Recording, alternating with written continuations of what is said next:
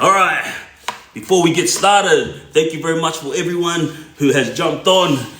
Yeah, when you're sending through gifts, just know that it is greatly appreciated. Everyone that is tapping it up, please, that's all I need, that's all I want. But before we get moving, woo, facts only, love you, I appreciate you, collective. All the clippers and all my screen recorders, you know how it is, tag me once you're done. My content is for you to share and make money off. I really don't care about that stuff. Just do what you do, because without you clippers, my word wouldn't be getting out there to the younger generation. Now, to all my sponsors, this is a must. Every live I do, it's always gotta be done. A shout out to all my sponsors. Zoom Car Wash, you'll find them in Punchbowl and Greenacre. Best car wash in the hood, best car wash in New South Wales. Get seeing. Aussie Tires, woo! Can't forget Aussie Tires. You got all the celebrities going there. If you want to see them, they're the best at what they do. And they're going Australia-wide as well. Dealer Car Sales, this guy, Mo Beast, he's one of the most kind-hearted people. If you want a car, this guy will be able to help you, even if you have financial problems. Quick Smart Electrics, my man on Quick Smart Electrics, the boss, he is like off his head when it comes to this stuff. He does showers, garages, everything you can think about. This here where I'm at right now is a basement. I had nothing, and he was the one that turned this place into something, like pretty much call it Telstra down here. Blue Lagoon at Wollongong restaurant, lovers, and appreciate you. Limited bags and boxes. This is where I got this Amiri hat. These guys do lux upon lux. Also, we got Sparkle and Co candles. Mate, if you want your house smelling nice, check her out. Like, her page is off its head. We got sent a few candles. We'll be speeding up the video on that in a few days.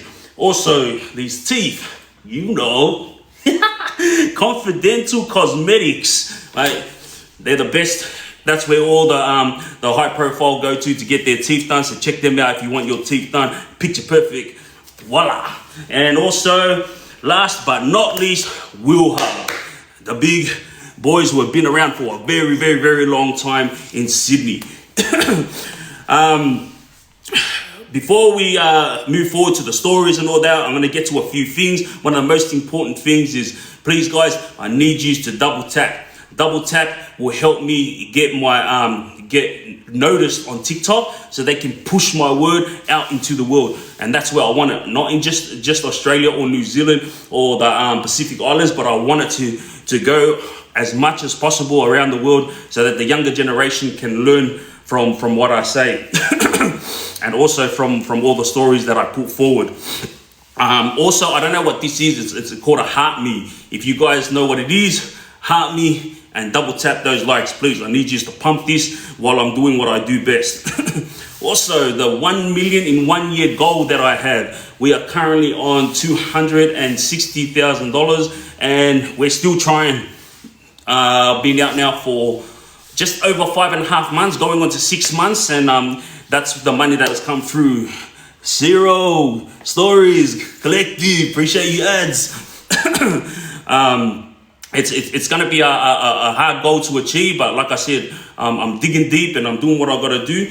But also, I'm gonna be highlighting where all the money came from, so that all of you know. This video will be released on YouTube. After this, a lot of people have been asking me to do battles. I don't know if I'm gonna be willing to do it after this live, but if we're feeling up to it and you guys are feeling up to it, then yeah, maybe we'll pump 1 or 2, maybe 3 live battles after this live. Also, the YouTube drop that we put out on Sunday 2 days ago, what did you guys think about that YouTube drop? Like, I've looked at it and the stats is pretty good. I wasn't expecting for it to go so well, but I really appreciate the support and everyone that's trying to help push my word out there in order for the younger generation to learn from it. And like I always say to the younger generation, I'm not trying to tell you what to do. I'm not trying to be here to be your parent. All I'm doing is telling my story with the hope that you guys learn from it. Simple as that. Nothing more, nothing less. One of the biggest things when it came to that that YouTube drop was about my wife and I, and obviously us preparing to be parents. It's something that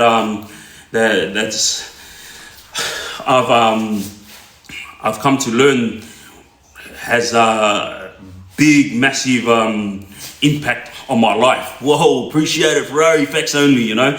It hit me hard knowing that very soon I'm gonna be a dad, you know. Like I think it's only 4 months to go now, or 3.5 months. But I'm very excited, and there's a reason why I'm only a dad, gonna be a dad now, you know. Like I knew that I was doing a lot of criminal things growing up, and I didn't want to be that guy who is incarcerated and has to watch his kids coming in and out of visits, you know. Like it was bad enough my parents were coming in and out of visits, and also my siblings.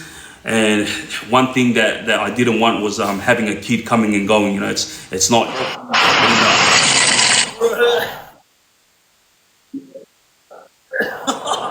That's only back. Appreciate you. Love you also, my man. This is what it's all about. Love in the house. I appreciate you guys. and one thing that I wanted to highlight before I move on to these stories is I really appreciate everyone that messaged through and showed love to my wife and I. I honestly thought that a lot of people were gonna message and ask questions about part 2 of the kidnapping and part 3 as well. But you know what? Majority of the feedback was mainly about showing love to my wife and I, wishing us all the best. But also a lot of people who messaged through and sent their love to George. George is the brother that got kidnapped, and a lot of people messaged through sending their love and respects, and also wishing him all the best with his life moving on. Facts only and collective. I appreciate you guys. Save your gifts because we might be battling after this, bro. You know. I think we're gonna start off tonight with something very important. Before we get into the stories that everyone loves listening to, there was a story that I told last week about Leo Tran and the incident that happened between the Triads and the bikie gang and us. A lot of people reached out wanting to know a little bit more detail in what happened, and did I ever see the uncles again. And like I said to you guys, I never saw the uncle or his friend again after that incident. And yeah, maybe they did get let go. Like it's none of my business. Pretty much I just told that story to explain to the younger generation, it's not just your friends that'll turn their back on you when times are hard, you know. Like you'll even have family members that are gonna be in your ear, or family members that are gonna turn on you when you're going through your darkest of days, you know what I mean? So you have to be that type of person that is strong-hearted. You have to be that type of person that knows how to stand on your own 2 feet. But most importantly, you have to be that type of person that knows how to talk. Because when you are able to talk to someone about your problems, then that's where it matters. Because you have to find that one person that you trust. Natsia, facts only, love yous, appreciate you guys. That was my problem growing up as a kid. I never talked. I kept everything bottled up, and as soon as I got upset, it all came out. You know, when the punches were going, it all came out. Gee, facts only, Natsia, appreciate you. And this is what I'm saying to you guys out there, you know, to younger generation out there, and even the adults, you know, when you're feeling like all frustrated and hyped up, ready to go, Natsia, facts only, appreciate you guys. Like, I need you guys to be able to maintain composure. Please, guys, please stop calling through. You can turn off co-host. Yes, turn off. All right. Please, everyone, stop calling through. I'm not answering any phone calls right now. We'll do it after. Yeah, guys? King Tone, facts only. You have to be able to talk, you know, release that inner hate or that stress that's on your chest. You have to be able to talk to someone, and that's where I went wrong growing up as a kid. As soon as I got frustrated, I took it out on anyone that was next to me. And this is the thing with all you parents that get into that motion of giving your kids a hiding to teach them a lesson. I copped it as a kid, just like every other islander copped it. And I think a lot of parents went overboard when it came to giving their kids a hiding. I don't want to speak too much on it because this is the type of life that we grew up in. But my thing is, I learned. So no matter what, when I have my kids or when I have my first son, I know what type of parent I want to be. I'm ready to be a dad, and I know for a fact that I'm never gonna touch my kid. If I'm upset with him or if I'm angry at him, any type of way, love you, Ferrari, appreciate you, I'm gonna talk to him, and yeah, discipline, it's a must sometimes. Trust me, I know.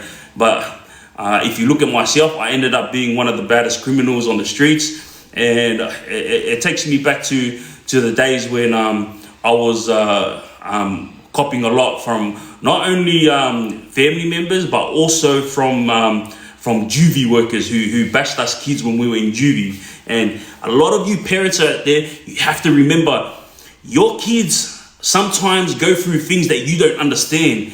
And so when you're giving them a hiding, or when you're going off at them on a daily basis, remember, they're kids. Their brain hasn't developed yet. So when you're pumping them with your knowledge that you want them to learn from, some kids can't actually keep up. And that's what turns their mental health real bad. And when their mental health goes real bad, they start acting up. And when they start acting up, they start acting out. And that's where it goes wrong. When they start acting out, that's when they start not caring, So I'm not trying to tell anyone how to parent their kids. All I'm trying to say is, remember exactly how I'm going to put it. There are things about your children that you don't know about. So try to take it easy and understand them before you give them a hiding. Understand them before you start going off with them. If they don't know how to memorize their testimonies that they have to do on a Sunday, or if they don't memorize their prayers that they have to do during family time, take it easy a bit, don't be too harsh, because I'm telling you, there's kids that can't handle it, and then the kids that can handle it, they'll take their anger out on those that are on the streets, and then that's how you end up with a criminal record. The next thing that I'm gonna chat about is women that end up with criminals. Now, I've been smashed, with messages from women, not only in Australia, but everywhere around the world, who have gone through a lot for being with men that were criminals.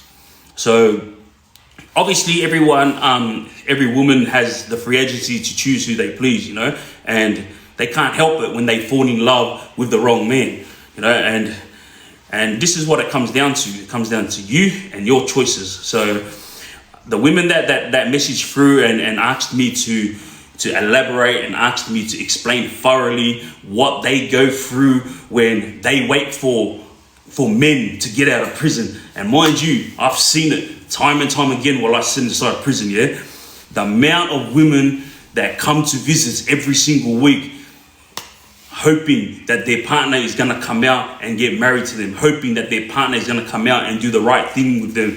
And then as soon as they get out, the first thing they do is cheat. And if they don't cheat, the first thing they do is end up in a domestic violence charge, because they hit their partner. Now, I'm not gonna sit here and be the middleman for the criminals and the women that are going through it. All I'm gonna say is, to all you women that have been writing to me asking me what should I do, what did your wife's sweetness do to be able to understand you, and what did she do to find that loyalty and sincerity and reliability? They were trying to figure out what my wife did to be able to stick by me for so long. You know, like 17 years of prison, my wife stuck by me. You know, if you're not going to marry that type of woman, then good luck to you in your life. And this is what I'm saying to all those women out there. She never tried. I asked my wife the question because obviously all the women out there were asking me to ask her. I asked her, I said, what made you stick by me through thick and thin, even though we didn't know each other that well before I copped 10 years inside prison? And she answered it like that. She didn't even hesitate, yeah? She goes, because I knew you were the one. And I was like, what? And she was like, I don't know about you, but me. She goes, I knew you were the one. And if you didn't want me, it was all good. I'll walk away from you. But right there and then, when we first held hands, I knew you were the one. And I was willing to stick by you through thick and thin. It didn't matter if you were going to do 20 or 30 years. So there you go. To all the women out there that told me to ask her the question has been asked and the question has been answered.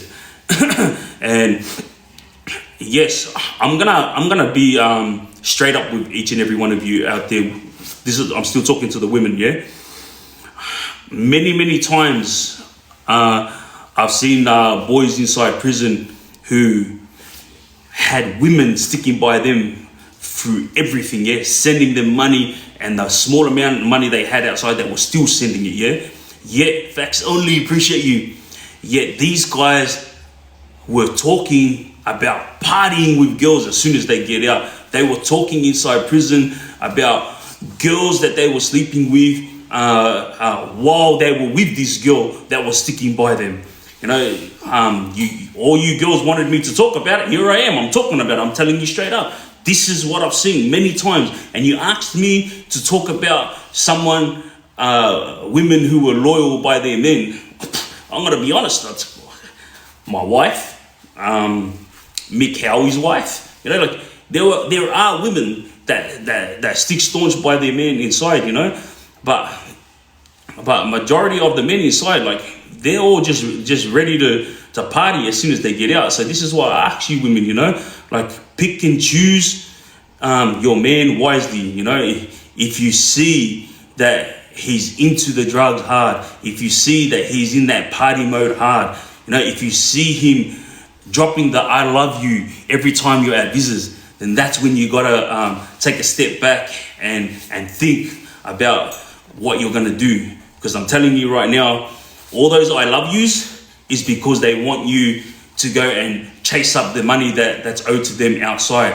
All those I love yous is because they want you to bring a drop from them inside prison, like drugs and whatever else that they need inside prison. They want you to smuggle it inside prison. All those I love yous is because they want you to send them money so they can get buy up. Even if it's the last dollar you have, they'll still beg you for it. You know what I mean? I'm just telling you guys straight. You just wanted to hear it? There you go. This is where it's at. I've seen it many times, you know, where women have been used. And I've had myself many women who have done things for me, but I always paid them. Like, I never,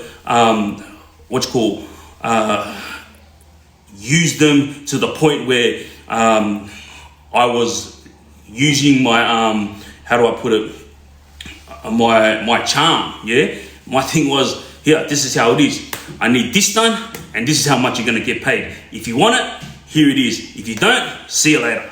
That's exactly how I was as when I came across all the women that rolled with me, you know, and majority of them were all loyal and sincere.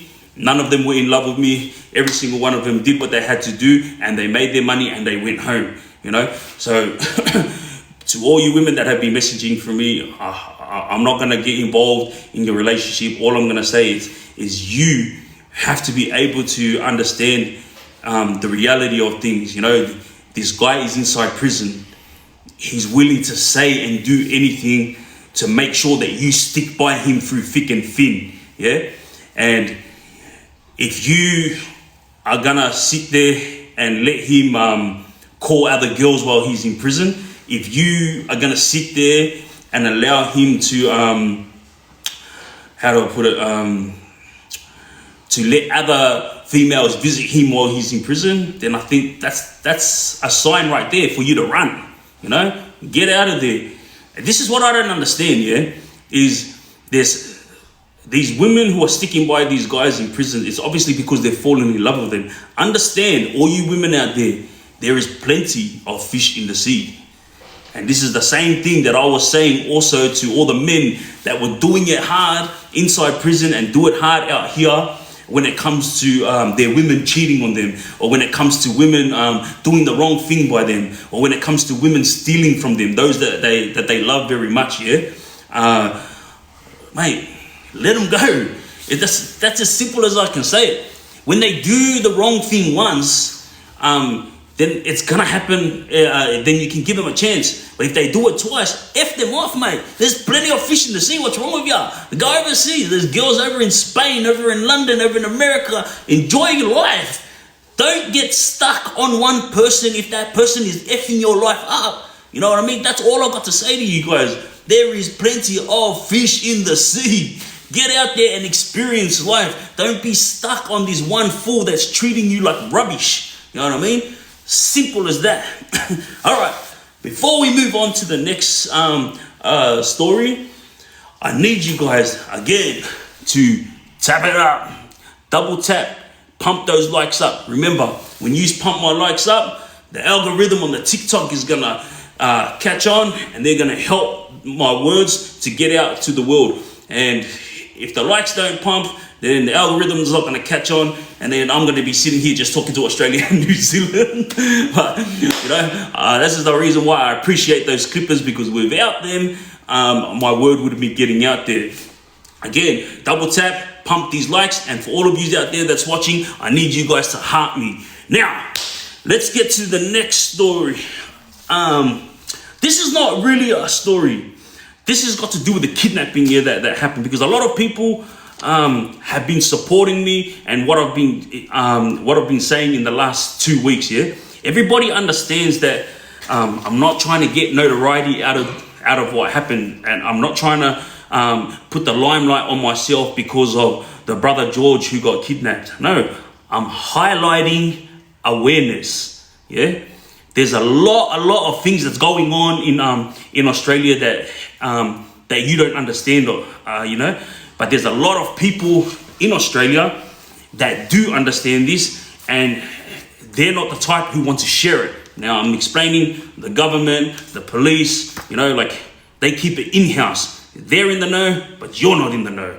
Now, remember, awareness is safety. If you're in the know, then you will know how to handle it. That's what this is about right now. Awareness is safety. Now, back in 1995 to 2004, yeah, the Australian Institute of Criminology put this out. Every 4 people in 100,000 were kidnapped from 1995 to 2004. Every 4 in every 100,000. So pretty much 3.5% of Australians were getting kidnapped. And these are stats that's actually on the record. You guys can go check it out for yourself. Now, remember what I said. Awareness is safety. Now you understand that this kidnapping that happened to George is not a one-off, and it's not something that that just came about and it's blowing up because of me talking about it. No. This actually happens all the time. The only reason why George's kidnapping is blowing up is because there is nothing that I found or my team have found that shows anyone has ever been held hostage for 4 days straight and released on the 5th day. You know what I mean? So this is why I needed to bring this up to each and every one of you. Over 574 kidnappings Australia-wide, yeah, was done in 2024. That was 2024 alone, Australia-wide. That's facts only, right? So this is information that you guys don't understand, that it's actually on the government sites, Australian Bureau of Statistics. So 574 kidnappings happened back in 2024. That's how common it is. And just a couple of days ago, I just got told from a mate of mine that a mother had been kidnapped and money was handed over, and then the mother was released. And the mother was told, if you open your mouth, then something is going to happen. So there you guys go. You know what I mean? This is a common thing that's happening in Australia, and everybody needs to be aware, because when you're aware, you will be safe, because you will understand, all right, there's that dark alleyway, 100% after 8 p.m. I'm not going to be walking through that alleyway. You know, make sure you have your cameras pointed in the right spots. But like I said to you, when it comes down to it, you're never going to know when it's going to happen. But if you're aware that this type of thing happens commonly, then you will always be ready to run. You know what I mean? This is why I get angry at the fact that a lot of people are talking rubbish, thinking, this napping happened and he just wants notoriety, that's why he's talking about it. Idiot. If you haven't got anything nice to say, then don't say anything at all, and get off my chat, get off my inboxes, and stop talking rubbish, because you're the only one that wants the limelight. That's the reason why you get on my comments and talk rubbish. Get it through your heads, guys. Safety is awareness, all right? The awareness of crime is something that my team and I are going to be talking about a lot in the next couple of months. So we're going to make sure that we help everyone out there be aware when it comes to things like break-and-enters, armed robberies, murders, sexual crimes, and especially domestic violence. You know, we're going to take this one step at a time. I'm going to explain it thoroughly. Yes, I'll be doing videos about it, and I'll be going up on YouTube. And for those of you guys who don't know what my YouTube is, it's Triggz.sweetness, Triggz, and my Instagram is also Triggz, Triggz alone. Now, if you guys didn't know that many kidnappings was going on in Australia, then now you know. And that's nothing compared to all the other crimes that's happening right now. And these crimes are happening on a daily basis. And yes, there are people who are in the know, but the media are not understanding the influx of these big crimes. So the media are picking and choosing things that are big. For example, George's kidnapping, and then they'll put that on their platform, on the news here, on the newspaper here. They'll throw it out there, but at the end of the day, everything that is actually happening in the dark is not getting out there to you guys. So I'm here right now and I'm explaining it thoroughly to you guys. This shit is massive. You know, it's on another scale, and you guys have to understand that even though this is the era of technology where you can keep an eye on your cameras, mate, cameras or no cameras, look what happened to the brother George. You know, cameras everywhere in front of his home, which he feels protected in, yet still guys rocked up and they still grabbed him. So awareness is safety, guys. Moving along, we got double taps needed for all the likes. Heart me. That's all I'm gonna say. This story that's coming up next is something that I didn't really want to tell because these two brothers are very close to me. But an incident occurred about 2 days ago. Yeah. Whoa, love ya, Alison. Thank you very much to everyone that's been sending through gifts, especially facts only. Love yous and appreciate you guys. Something happened a couple of days ago where a drama broke out, and then I was notified that that something was going to happen to someone, and then obviously this person reached out to me asking me if I knew anything, and I just told him the little that I knew, because it's none of my business. I didn't really know much, but I explained the little that I knew, and he was actually shocked because the people that he had an issue with wasn't the people that was gunning for him. The people that were gunning for him were actually his own friends. So to all you younger generation out there, get this story through your head, because like I say every single week on the week, you know, it's not just your enemies you got to be careful of. It's those that are close to you. And this thing that happened a couple of days ago, he was so shocked that he said to me he's going to move to Queensland. He's getting out of here because he's sick and tired of watching his own back in New South Wales, in Sydney, sorry. And when he heard the name come out of my mouth, he was stunned at the fact that he had done so much for this guy and he considered him family, yet this guy was upset over something so small, you know. And this is the Lebanese community that I'm talking about right now, yeah? And his Lebanese brother, appreciate you, thank you very much. That he can, brother that he had grown up with was the one who was trying to set him up. That's as plainly as I'm gonna put it, you know. So he's getting ready to move. I think he said he was gonna move in a month. He's already moved his property there, but he's gonna move his whole family within the month. Appreciate you know. Now, this story is about ONEFOUR and their producers from the past. These are the producers that helped ONEFOUR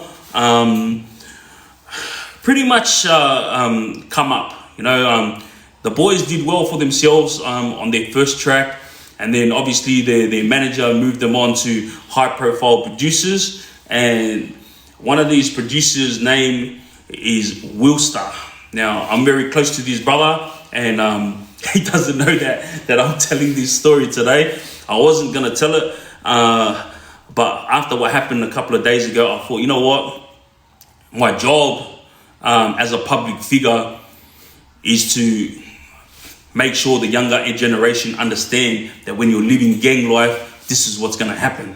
You know, so what better way to make them understand, you know, this story? It's something that needs to be told. Wilster, he's a Grammy-nominated producer. He got nominated for a Grammy Award for a song he did with Ariana Grande. He's worked with the biggest and best out there, you know. He does work with DJ Mustard. He's worked with Rihanna, like all the biggest artists that you can think of. This Samoan brother has worked with them, you know, and he's very quiet, very humble, never makes trouble, never gets involved in gang-related rubbish. This guy, his priority is his family, you know. I really want to highlight a few things, but I'm not going to do it because, when I say highlight a few things, I mean I want to highlight a few of the good things about Wilster, but I don't really want to say it because it's not my business to speak about.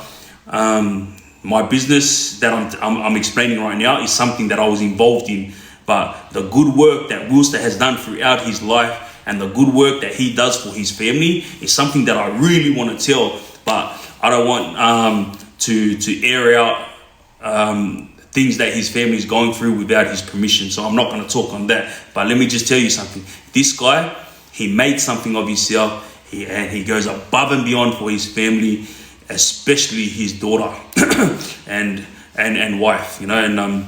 And when he got with ONEFOUR, he was just doing his job, plain and simple, producing music, moving it over to the engineers, finessing the music, and then giving it to them to release out to the world. Now remember guys, when it comes to the music industry, it's the artists, they do the lyrics, and a majority of them know how to play instruments and do up beats and that these days, but a lot of them also need help from the best, and ONEFOUR had help from the best, and that was Wilster.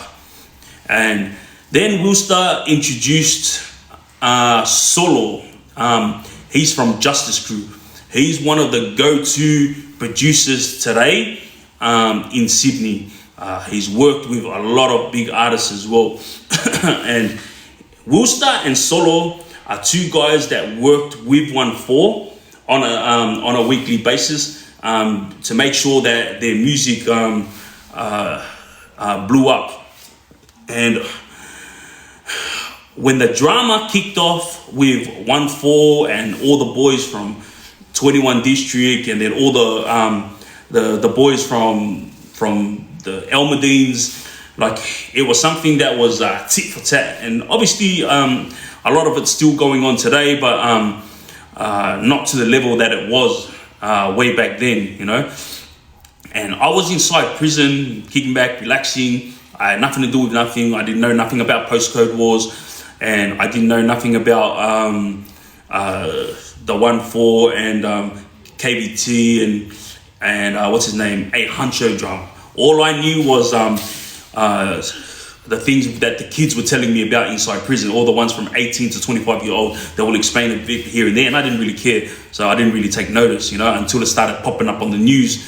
All the drama that was breaking out on the streets, you know, there was kids dying on the streets, and there was kids going to war for stupid things like territory, you know. And yeah, like, I've been through it where gang-related wars were happening over territory, but this is because this was their area, and they wanted to make sure that this gang stayed their area because they were doing their business there, and no other gang was allowed. This is the reason why war was going on back when I was young. But this war that's happening now, it's not about money. They're literally just representing a postcode, and then they're saying, yeah, my postcode's better, my code's better, and then they go to war with each other over that. And yes, I already know there was kids who passed away during these dramas, and obviously that's what sparked it up more, and obviously all the drill music that went on. But when it came down to it, to all you younger generation out there, understand this: the war that happened between the postcode gangs blew up, you know, and it blew up so much that not only was it big news on the media, but it came to prison, and every time they saw each other, yeah, they attacked. But there was a lot of times that they saw each other and then they called peace, which was beyond me. Like, I was like, well, you just went to war on the street and then you come here and you sought peace. Yeah, all right, do your thing, because a lot of them turn religious. As soon as they come to prison, they turn religious. And that's why I always say, why are you turning religious when you're inside prison? Like, you should have done that before you came to prison, you know what I mean? But each to their own. But about the time that ONEFOUR was going to war with about 3 different gangs, I was sitting inside jail, minding my own business, and obviously the brother Wooster, the producer, he was helping me with a few things, because I'm heavily involved in the entertainment industry, and my wife was running a lot of my businesses when I went to prison. Now, the music clips were going off at the time, where this crew were making music about this crew, and this crew were making music about this crew, and it was just chaos, yeah? And it was the funniest thing to me when they would go and stand in an area and rap under like the name of the area. So for example, Mount Jewett sign here, and they'll rap under it saying, I'm in your area, and then vice versa. They were doing it to each other, yeah? And I was like, fire out, this must be the new era of gang war, you know? You mock each other via rap songs, and then you don't see each other again, you know? It's just all via media, social media, all the rubbish talking, you know?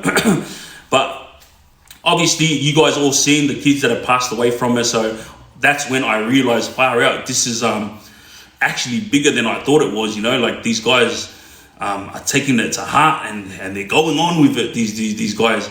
But every time they came inside prison, it wasn't like they were outside where they go on with it. As soon as they came to prison, it was all like squashed pretty much, you know? Now, I got a phone call, and when I was in prison, I called my wife, and she said she got a phone call.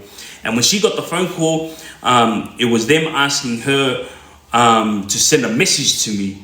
Now, I had posted up a video, and this video was on my Triggz page on Instagram, and it was me highlighting the producer Wilstar and the producer Solo, and I was pretty much giving them a shout out and thanking them because they were the ones who worked with my brother 212 Heat. And the message that I got through my missus, obviously my missus had to come and visit me to tell me this message because she couldn't tell me over the phone. And the message was, how do you know Wilstar? And I was like, why, what happened? And she said, I don't know. That's the question that they're asking. How do you know Wilstar? And I said, just tell him, like, he's my brother, his family, you know? And she sent the message back to them after visits, and then she when I called her up, I could tell that there was something inside of her that was like wanting to come out, because when she was talking, it sounded like she wanted to say something, and I was like, what's wrong? And she was like, nah, like I'll just see you at visit next week. I'll just see you at visit next week. Anyway, to cut a long story short, the week after, she came and visited me, and she explained to me that one of the gangs that was at war with ONEFOUR, they told my wife, ask Pete or Triggz who is Wilstar. And then when my wife told them his family, that's who Peter said to tell you he's a brother and he's like family. And then they explained to my wife, tell this to Triggz. We were gonna go and Uche, Wilstar and Solo just to send a message to ONEFOUR that we are the wrong crew to F with.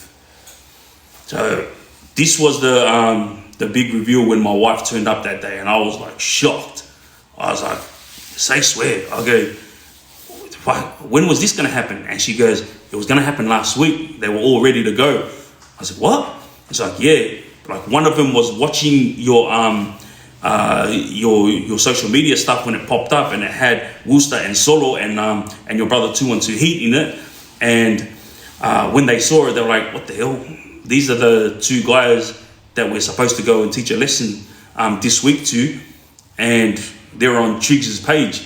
So these guys, this gang, they don't care about me and my stance on things. They could have went and done this regardless. They're a strong enough gang to be able to get this done and then go home and sleep, yeah?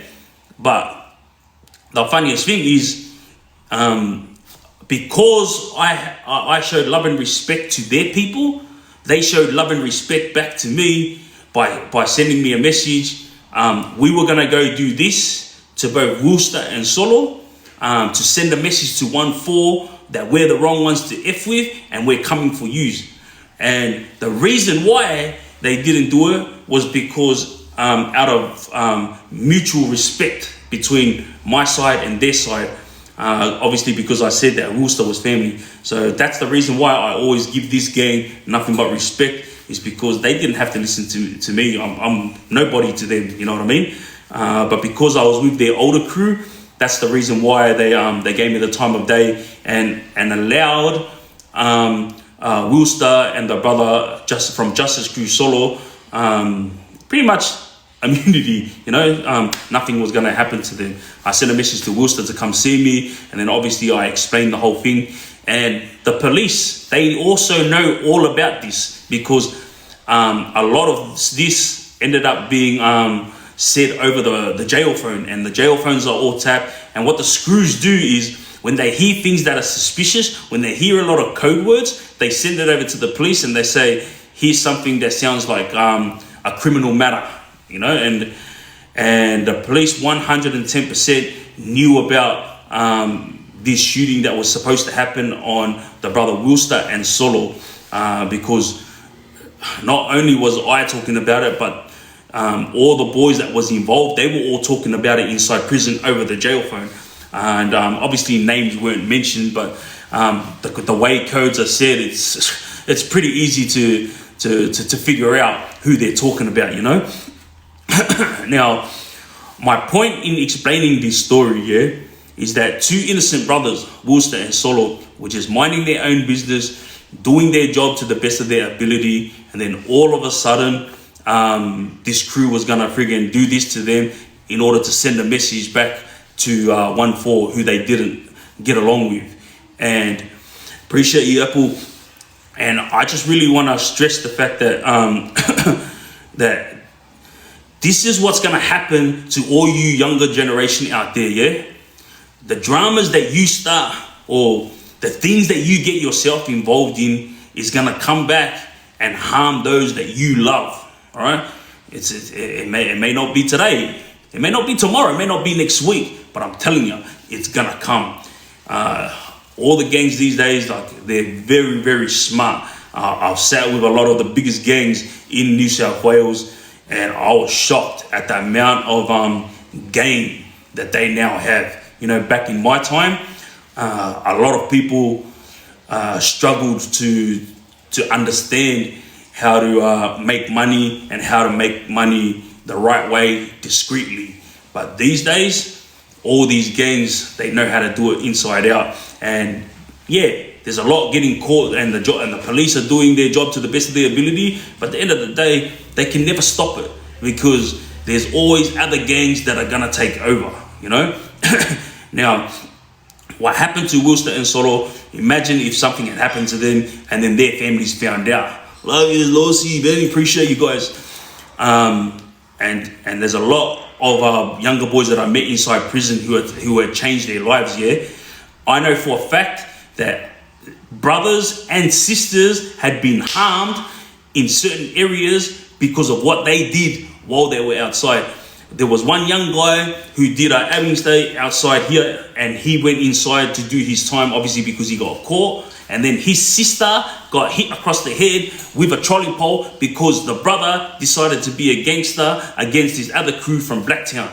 So this is why I explain this thoroughly to each and every one of you out there. What you do when you're doing your crime, or what you do when you're living this gangster life, is gonna come back and bite you in the ass. You see this little girl minding her own business? She got hit across the head with I think a pole or something that I was told. And that was their way of sending a message to their brother inside prison. We're gonna F up your whole family because we can't touch you. And this is the same thing that happened to the brother Worcester and Solo. Because these guys couldn't catch ONEFOUR slipping, because ONEFOUR, like, I don't know if this has ever made the news or anything, but there was a lot of shootings that happened, and from what I hear, houses that belong to ONEFOUR once upon a time were shot up, yeah? And I don't know if it made the news or not, but this was big news in the underworld, and obviously the police knew about it as well, because, you know, this thing that they call dry snitching, you know, when people talk on the phone about things, this is how police know information.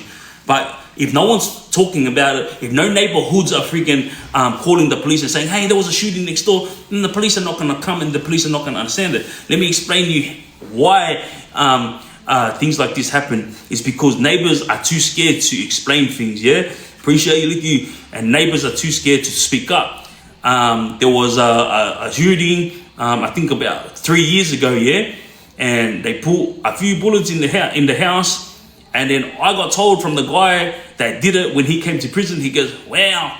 He goes, I did it in order to send a message to this guy because he owed me money. And when I put these bullets in his house, he goes, I wasn't trying to kill anyone because I knew the family was going out to dinner. He goes to me, he did it, and just to put some fear into them to pay his money that was owed.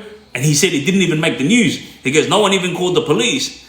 So this is why I'm saying to you guys, a lot of things that don't come on the news, for example, all the freaking stuff that $1 million each for each of them, the four main guys, yeah? $1 million each was put on their heads. And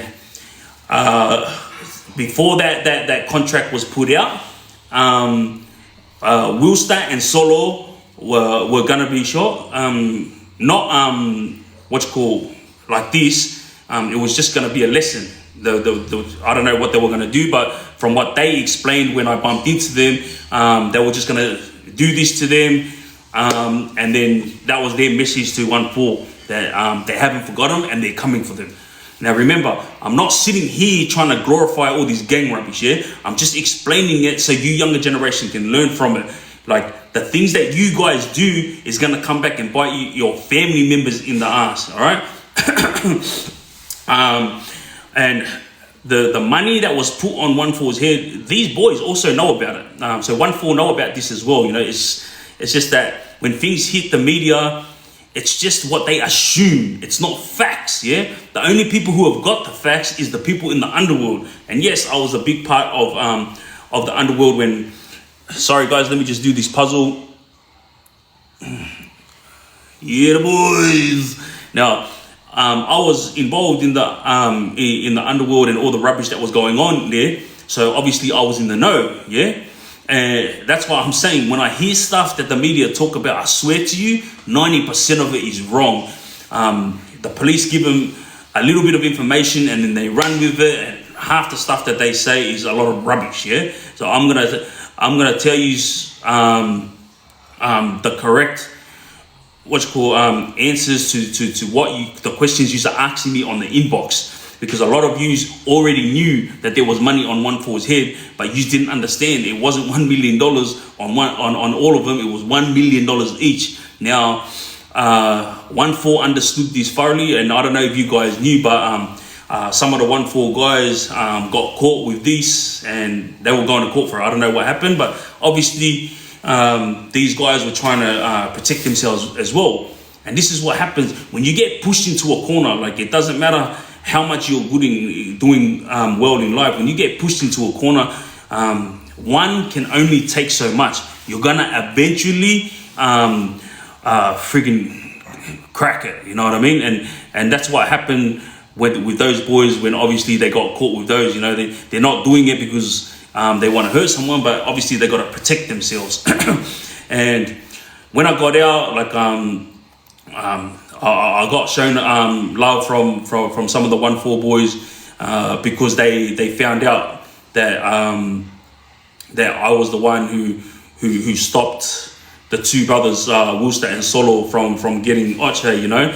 And I explained to them, like, mate, I didn't just do it. I didn't do anything. It's actually mutual respect between me and the other gang, you know. Like, I don't have any issues with all these older gangs.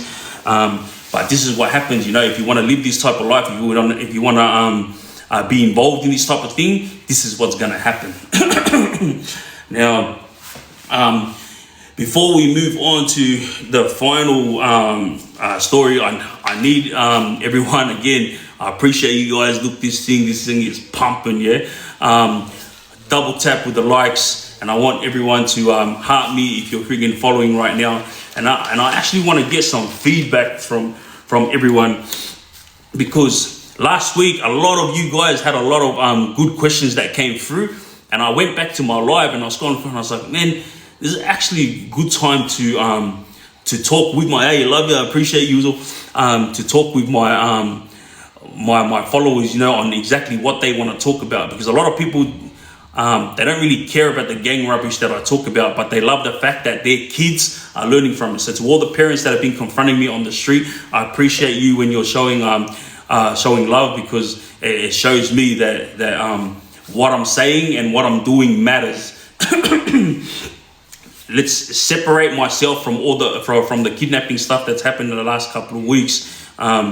As I say every single week, I do what I do because I want the younger generation to learn from it. So yeah, God bless you too, Mausu. So if you guys want to hit me with what you were asking, and mind you, I had probably about 300 messages in the last 2 days on things that everyone wanted to talk about. I love you, Nisa, appreciate you. Yeah, 110%. One of the boys was highlighting the fact that ONEFOUR has kept themselves out of the gang limelight, and they've done what they had to do to be able to help their families and elevate. So yeah, they are the boys that don't worry about looking at me for the positive sides of things. Look at those boys, like they came from the struggle, you know. They came from Mount Druitt. They did what they had to do. They did their time, and now they're out here making things happening. Well, Cash. Right, I saw that about Bill calling out Cash. I'm just gonna, you know what? It's gonna be a good fight. I'd actually pay to watch that fight, Underworld Bill and Big Cash. Yeah, I was locked up with all the Notorious boys. Hey, love yous too. Appreciate you guys. Thank you very much. Yes. Hey, Phantom, I think my wife was telling me she got a message from you today. Appreciate you, bro. What? Did you ever see one of the Curry brothers, Sampo? Yeah, but you know what? I don't really know which Sampo you're talking about. The Sampo family is very big inside prison, and there was a lot of boys that were good boys. Michael Kanan sends his love. Please send Michael Kanan my big love and respects. For those of you who don't know, Michael Kanan, he was heavily involved in the underworld back in the late 90s, and like he's one name if you Google him, it's massive. I'll be telling stories on the brother Mick, but obviously I have to ask his permission to tell these stories. The Croatian boys, bro, honestly, I don't have any stories about the Croatian boys. All I can tell you is about all the brawls that I seen from the Croatians and the Serbians back in my day, mate. Liverpool, Fairfield, like the Croatians and the Serbians, they got massive names, and they used to go on with it hard. Also, HL, who's that? Are you talking about those heartless guys? Yeah, Julius Graff's story, I'm going to bring it out on YouTube. I don't want to bring it out on the live because there's too much to say about that man, Julius. You know, it's massive. Kenny Ho, far out. What can I say about Kenny Ho? Brother, the brother Kenny Ho, he's Asian, and yeah, he is the real deal. Just recently, he's been confronted by the police over a lot of love you, Joshua, appreciate you, about shooting charges, murder charges, and this is the brother Kenny Ho. So yeah, he's inside prison right now and fighting those charges. God willing, it works in his favor, because I know for a fact that a lot of the stuff that the police were asking him about is stuff that he wasn't involved in. Honey, bro, there's about 5 honeys I know, but if you're talking about the Huns, the one that I know, yeah, bro, he's a staunch young brother, and you know what? Hans is actually someone that's well loved by every nationality. For someone so young, he's very, very smart. He's got a very bad temper, but very, very good brother. I consider him family. Ivan Milat. I was with Ivan Milat in Supermax. He was next door to me, and he hated me with a passion. So for those of you who don't know, Ivan Milat is actually very, very smart. Yeah, Ivan, when I used to hear him talk, I was like, wow, this bloke is freaking off his head. Yeah, like for someone who's considered a serial killer and an apist ray, like, mate, the bloke sounded like he was from university. I don't know, it was because he was studying or reading books the whole time he was in Supermax, but mate, his vocabulary is on another level. But he hated me because I used to always kill his life.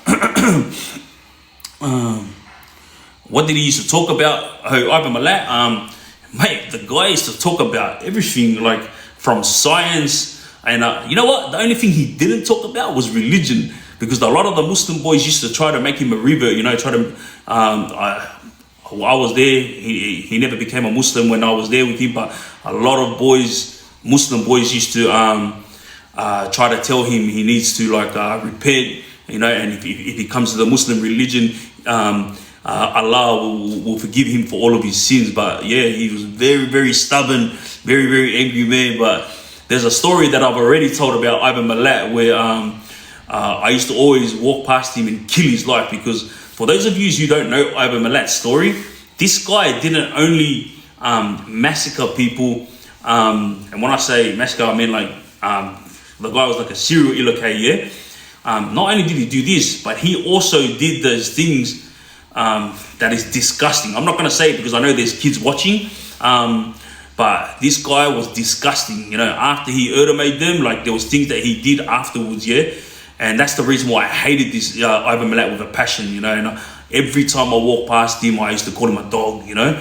And the day I was about to go home, I remember walking, and he never spoke to me ever, but this day he looked at me and I looked at him, and he said to me, "I'm gonna kill you." I was like, whoa. Okay. I was like, even the screws were looking at me and said, "Mate, what did you do to piss him off?" And I was like, "Shut up, Ivan Malay. I swear if your door's open, I'll slap you from here to King Kong." This freaking flop. Who else we got here? Let's go. See, where you in, bro? Oh no, hey, I love you, my brother. I'm sorry. I've been freaking busy as hell. I don't know if you saw the stuff that was going on the last couple of days, brother. There was a Muslim lady that me and the boys were sticking up for. There was a guy who robbed her of $500,000, and he was still hitting her up for more money. And then she came and asked us for help. So we stood strong by her side to make sure that this guy never takes money off her again. You know, so. That's the reason why, my brother, that I haven't contacted you, is because we were involved in that situation. But I will call you after this live. It was commentator Frank La Rosa at the airport, bro. Oh, bro. But appreciate you. Love ya. Yeah, I met all the comment boys that were involved in the airport situation, but I didn't really get close to them. Just Mick Howie, that I got very close to, the brother. Appreciate you, my brother. Thank you very much. Oh, shit, man, hard on that one. Hey, Siale. Matty Siale, where did I hear that name from before? I've heard that name before. Oh, love ya. Appreciate you. Ooh, you know. Bro, Jimmy Saffron is before my time, bro. Jimmy Sa is my time. he's my brother that I got big love for. Who was the one extorting? The guy that was extorting the Muslim lady. I don't want to mention his name. Obviously, it's their business, internal business. My job is obviously what I tell you guys every week. I stick up for a lot of innocent families. I stick up for a lot of innocent people that run big businesses, small businesses, and I had to call one of the brothers that's he follows me on this. He's in Melbourne. He's also got a bit of dramas as well, you know. I had to organize things for him, but obviously the guys over in Melbourne, they got their own family issues and whatnot going on. And the reason why I didn't get to contact this guy in Melbourne who also needed help was because I was helping this Muslim lady out. Me and my guys actually went above and beyond, just like we did for the brother George that got kidnapped. And it was so bad that the Muslim sister's grandfather or father had a heart attack and went to the hospital because he was sick and tired of this drama becoming in-house. That was Big Dawson, Maddie's like. What happened to AWOL Red? I don't know, bro. All I know is he went to prison. I don't know if he's back out because I saw someone that looked like him that went live again. It is what it is with Triggz. Joey Gat. Ooh, there's a name. Joey Gat. I was with him. I'm pretty sure Joey's Italian. I think he's Italian. I think so. Correct me if I'm wrong, but the reason why I know Joey very well is he's very close to my brother Jimmy Sa. And also love you, appreciate you also. Thank you very much, Red Bull and Butterfly. And Joey Gat came in for the Udin Chase. He was involved in a lot of stuff back when BFL was pretty big. Bass Hemsey's gang, but then also I have to mention Fayed Kwame, you know, because he was also one of the leaders. But also when they separated. But yeah, Joey Gat. One good story about him was when someone in the Aussie Asian yard was bridging up to me because he didn't know me, I didn't know him, and obviously he was one of those junkies that just talk rubbish, yeah. And he owed me money and he wouldn't pay it. And then I said to him, I go, all right, I'll see you when I see you, cunt. And sorry for that, but yeah, I said I'll see you when I see you. And Jimmy Sa, because he's so close to Joey, Joey was just doing laps, minding his own business, Joey get. And then Jimmy yelled at him and said, Joey, get that dog, you know? And Joey turned around and looked at him, and the guy that was bitching up to me goes to Joey, get what? And if you guys Google Goldman fights, this fight is actually on YouTube or Google, where Joey pumps him. He picks him up with one arm, and I'm telling you, uppercuts, right? So Joey went to town on him, but the funniest thing is he was the one that said to Joey, get what? Said what? And then ended up like that. But yeah, that's how I know Joey get. He's a very good brother, but I didn't really get to spend much time with him, but he's very, very close to my boys. The next YouTube video is already in the making. My team are hoping to release it in 3 weeks. We just want to let the first video sink into everyone. But let me tell you something about the part 2 of it, yeah? There's something in there that's going to drive everyone crazy. Because everyone just thinks like, oh, it's a kidnapping that went wrong, and yeah, he got napped for 4 days, but at the end of the day, like, he's home, so everyone be happy. Let me tell you something, yeah?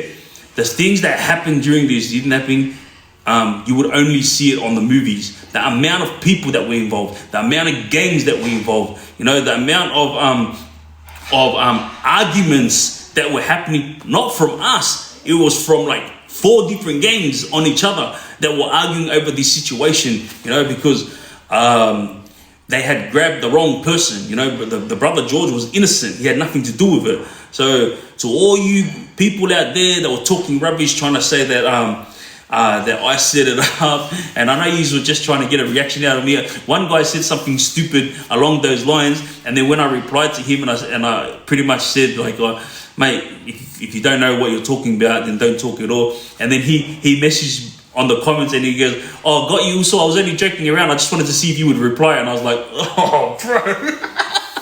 So I know a lot of you guys are just mucking around, but yeah, like this thing it goes to, you know what, F it, I'm just gonna tell you, like, this thing actually got to Europe, Albania, Dubai, and New York.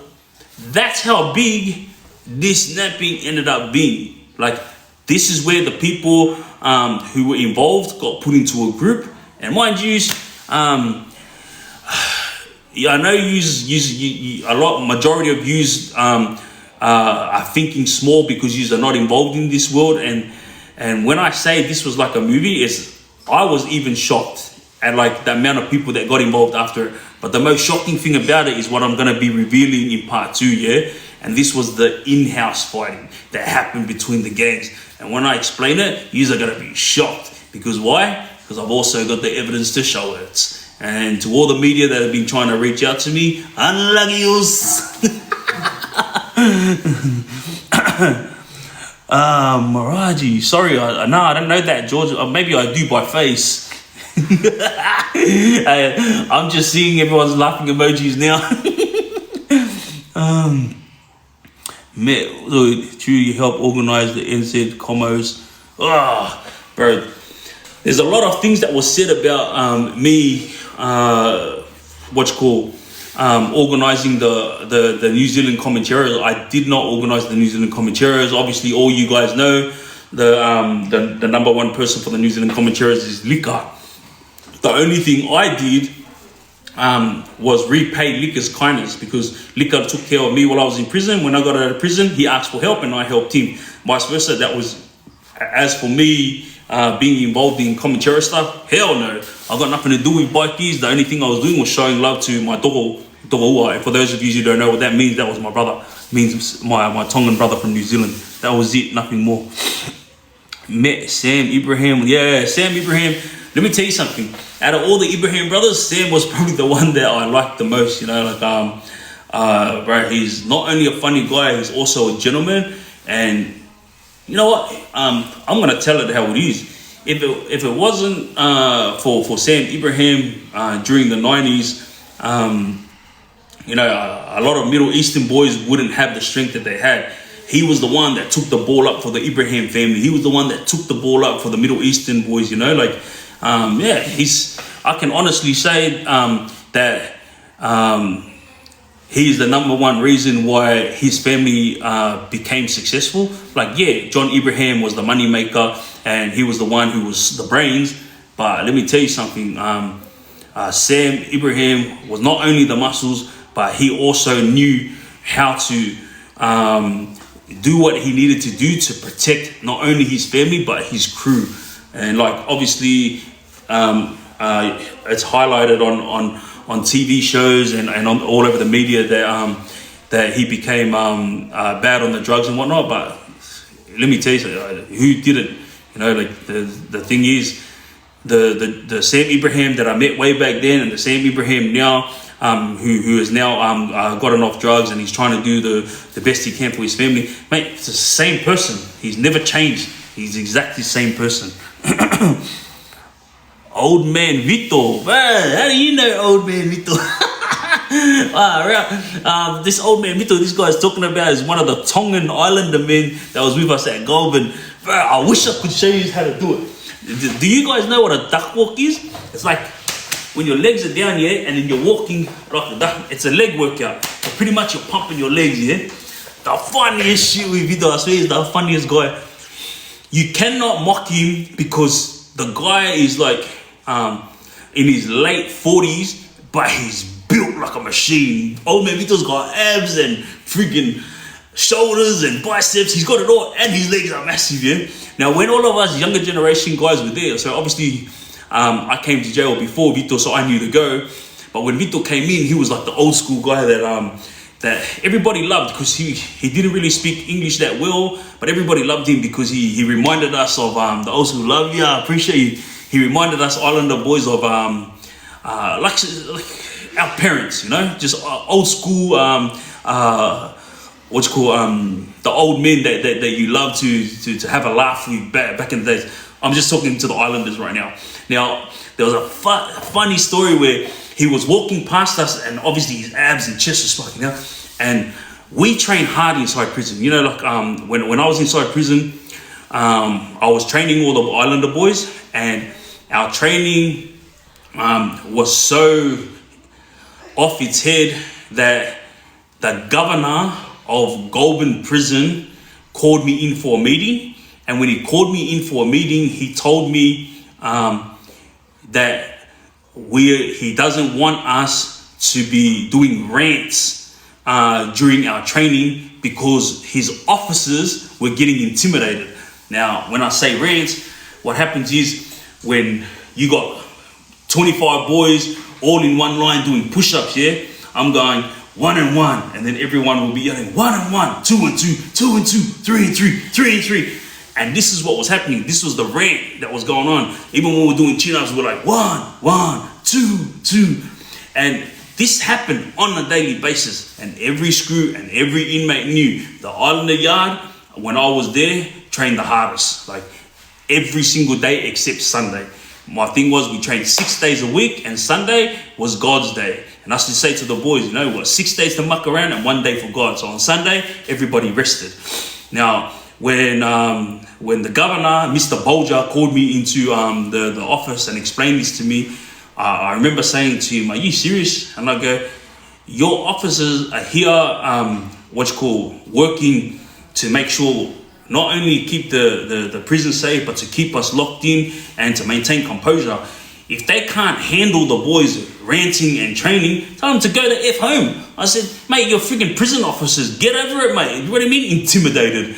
And I said, "Mate, we're not harming anyone. We're not doing anything wrong. All we're doing is all I'm doing is training the boys as hard as I can, morning and afternoon, and then shower and then back in our cell. When we're training and we're eating and having a laugh, you'll never get any troubles from the Islanders. Okay, if you want to stop us from doing the rants and the training that we're doing, the military training that we're doing, then good luck to you. You can take care of the boys because I'm not going to step back."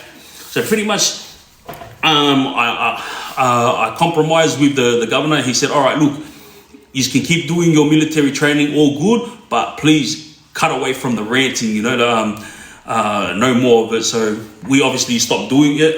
But I never done it. I honestly never told the boys to do it. It was just, I always used to call the numbers, and then the boys, to get momentum, they would call the numbers, you know? And it wasn't something that I created. The boys just wanted to do it, and they G'd all of them up. And mind you, there were boys that were 160 kilos doing burpees when they were training with me. This is how hard we were training. Now, back to Vito, yeah? Old man Vito, he walked past one day, and I'm telling you, like, the guy's build is like phenomenal. And so I said to him, hey, Togo, Vito. And he turned around to me, and I go, you reckon you can do a training session for us? And he goes, yeah, I can do it for you.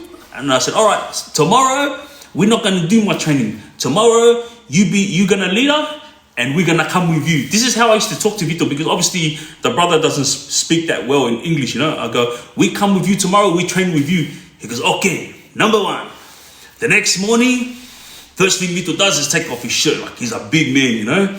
And then we all followed him to where he was taking us to train. And obviously we started off with the basics, where we were doing push-ups and whatnot, yeah?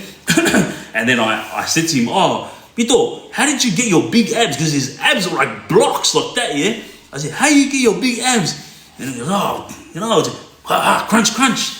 I said, oh, can you do us some training for the abs? And he said, yeah, no worry. We just finished doing this big chest workout, yeah?